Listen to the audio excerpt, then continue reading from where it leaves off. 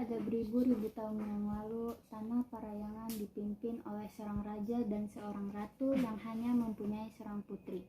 Putri itu bernama Dayang Sumbi. Dia sangat cantik dan cerdas. Sayangnya dia sangat manja. Pada suatu hari, saat sedang menenun di beranda istana, Dayang Sumbi merasa lemas dan pusing. Dia menjatuhkan pintalan benangnya ke lantai berkali-kali. Jatuh lagi. Aku malas mengambilnya lagi. Aku bersumpah, siapapun dia jika ada yang mengambilkan pintalan benangku. Kalau dia laki-laki akan kujadikan suami, jika perempuan akan kujadikan saudara. Setelah kata-kata sumpah itu diucapkan, datang seekor anjing sakti yang bernama Tumang. Ini pintalan benangnya Tuan Putri. Hah? Kenapa seekor anjing yang harus mengambil pintalan benangku? Berarti mau tak mau aku harus melaksanakan sumpahku dan menikahi anjing ini. Ya. Kemudian Dayang Sumbi dan Tumang menikah dan hidup berbahagia hingga mereka dikaruniai seorang anak yang berupa anak manusia tapi memiliki kekuatan sakti seperti ayahnya. Anak ini diberi nama Sangkuriang. Dalam masa pertumbuhannya, Sangkuriang selalu ditemani bermain oleh seekor anjing yang bernama Tumang, yang dia ketahui hanya sebagai anjing yang setia, bukan sebagai ayahnya. Sangkuriang tumbuh menjadi seorang pemuda yang tampan dan gagah perkasa. Pada suatu hari, Dayang Sumbi memanggil putranya Sangkuriang. Nak, Bunda akan mengadakan suatu pesta. Pergilah kau berburu rusa di hutan bersama si Tumang. Baik Bunda. Tibalah Sangkuriang di sebuah hutan. Kemana lagi ya supaya aku bisa mendapatkan seekor rusa? Dari tadi pagi sampai siang aku menjelajahi hutan ini, tapi tak kutemui seekor rusa pun. Aku lelah sekali, tapi aku tidak ingin mengecewakan Bunda. Aku tidak ingin pulang. Kalau pulang tidak membawa hasil, maafkan aku Tumang. Terpaksa panah ini harus kutunjukkan kepadamu. Dengan sangat terpaksa, dia mengambil sebatang panah dan mengarahkannya pada Tumang. Dan tak lama kemudian si Tumang pun sekarat kemudian mati. Setibanya di rumah, Sangkuriang menyerahkan daging Tumang kepada ibunya. Bunda, ini daging rusa hasil tangkapanku. Terima kasih sayang, kau hebat sekali. Bunda sangat gembira. Nak, kau sudah pintar berburu rusa. Setelah menerima daging buruang Sangkuriang, Dayang Sumbi melanjutkan acara pestanya. Sesaat setelah pesta usai, Dayang Sumbi teringat pada si Tumang. Di mana si Tumang ya? Dari kemarin aku tidak melihat dia. Coba aku tanyakan pada Sangkuriang. Sangkuriang. Ada apa Bunda memanggilku? Di mana si Tumang, Nak? Dari kemarin Bunda tidak melihatnya. Sepertinya hari terakhir kemarin dia ada bersamamu. Terus sekarang kemana dia? Tumang sudah mati Bunda. Mati? Terus siapa yang membunuhnya? Kemarin waktu aku berburu di hutan, sudah kujelajahi seluruh hutan dari pagi sampai siang, tapi aku tidak menemukan rusa seekor pun. Aku tidak ingin mengecewakan Bunda. Jika aku pulang tidak membawa hasil buruan, terus aku arahkan panahku kepada si Tumang. Kemudian dagingnya aku serahkan pada Bunda. Apa? Jadi dagingnya yang kau serahkan pada Bunda kemarin itu adalah dagingnya si Tumang? Betul Bunda. Hah? Dasar anak tak tahu diri. Kau pembunuh. Bukan main marahnya Dayang Sumbi begitu mendengar cerita itu. Tanpa sengaja ia memukul kepala Sangkuriang dengan sendok nasi yang dipegangnya. Sangkuriang pun terluka. Aduh, kenapa Bunda memukulku? Sedemikian murkanya Bunda padaku. Sangkuriang kecewa kepada Bunda. Baiklah, untuk menebus kesalahanku, aku akan pergi mengembara. Sangkuriang, jangan pergi nak. Bunda menyesal nak sudah memukulmu dan mengatakan kau sebagai pembunuh. Ibu sangat sayang padamu, kembalilah nak. Tapi sayang, semua sudah terlanjur. Sang Kuryang tetap berlalu pergi meninggalkan ibundanya. Dayang Sumbi pun berdoa kepada para dewata agar bisa dipertemukan kembali dengan putranya. Doanya didengar para dewata penghuni Kayangan. Dayang Sumbi diberi kemudahan dan kecantikan abadi, bahkan lebih cantik dari sebelumnya. Bertahun-tahun kemudian, Sang Kuryang yang telah melanglang buana ke seluruh penjuru bumi memutuskan untuk kembali ke kampung halamannya. Sesampainya di sana, Sang Kuryang terkejut karena semuanya sudah berubah. Dia tambah terkejut saat di jalan bertemu seorang wanita yang tak lain tak bukan adalah Dayang Sumbi. Namun mereka tak saling mengenali. Siapa gadis cantik itu ya? Aku sungguh-sungguh terpesona melihatnya. Aku ingin berkenalan dengannya dan ingin meminangnya jadi istriku. Siapa ya pemuda tampan di ujung jalan itu? Dari tadi memperhatikanku. Aku jadi gak karuan dibuatnya. Pemuda itu tampan sekali. Pemuda itu sangat mempersona.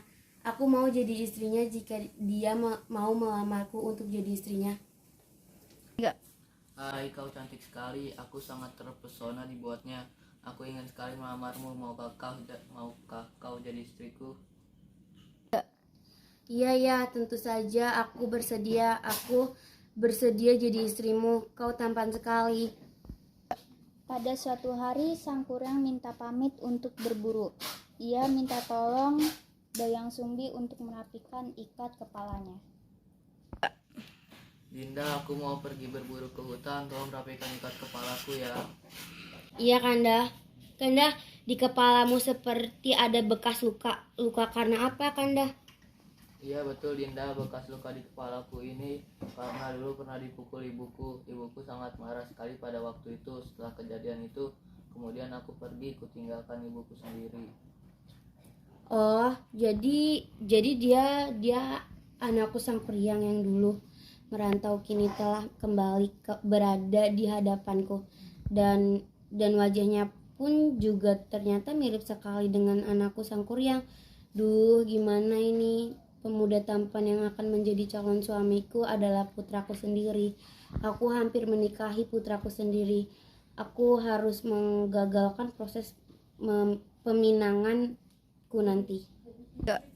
Nah, sudah selesai. Sudah beres perlengkapanku berburu. Aku berangkat dulu ya Dinda. Hati-hati Kanda. Dayang Sumbi menjadi bingung. Duh, gimana caranya ya supaya aku tidak jadi menikah dengan Sang Kuryang? Sang Kuryang kan putraku sendiri. Aku harus cari cara untuk menggagalkan supaya tidak jadi menikah dengan Sang Kuryang. Sepulangnya Sang Kuryang dari berburu, Dayang Sumbi mencoba menjelaskan masalahnya.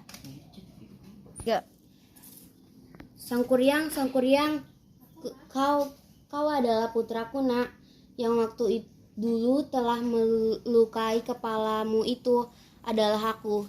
Ini Dayang Sumbi ibumu nak, maafkan ibu nak. Ibu sangat menyesal sekali sudah memukulmu. Dulu ibu terlalu emosi. Ibu dulu sedih sekali saat kau tinggalkan. Jangan lanjutkan keinginanmu untuk melamarku ya nak. Kau cuma mengarang-arang cerita saja. Tidak mungkin, kau tidak usah mengada-ngada. Apa yang kau katakan itu bohong, aku tidak percaya. Dengar anakku, apa yang Bunda ceritakan tadi adalah benar. Kau itu adalah putraku sendiri yang dulu pernah meninggalkanku. Bunda tidak bisa menikah denganmu Sang Kuryang. Tidak bisa, aku tidak peduli kau itu siapa. Pokoknya kita tetap akan menikah karena aku sangat mencintaimu. Setelah Dayang Sumbi menjelaskan tentang dirinya, namun hal itu hanya dianggap angin lalu oleh Sang Kuryang. Dayang Sumbi pun berpikir bagaimana caranya supaya pernikahan mereka gagal. Selama berhari-hari, Dayang Sumbi berpikir, akhirnya menemukan juga caranya.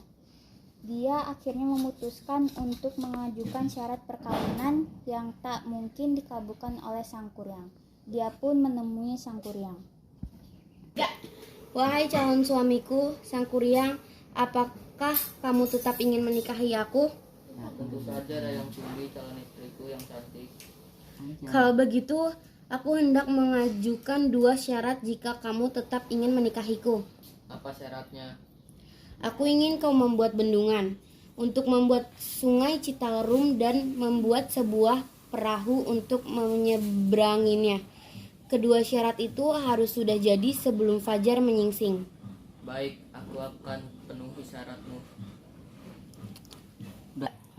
Tak lama kemudian Sang Kuryang pun pergi berlalu dari hadapan Dayang Sumbi dan segera bekerja melaksanakan permintaan Dayang Sumbi.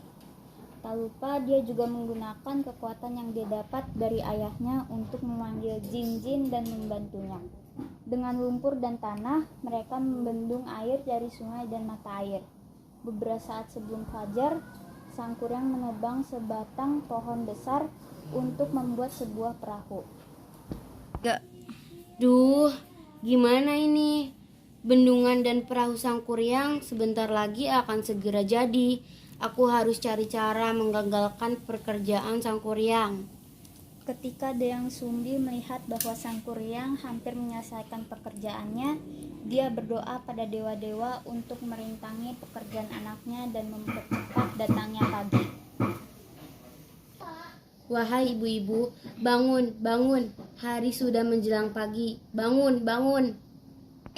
Setelah membangunkan warga, kemudian meminta bantuan masyarakat sekitar agar menggelar kain sutra berwarna merah di sebelah timur dan membangunkan ayam-ayam jago supaya berkokok.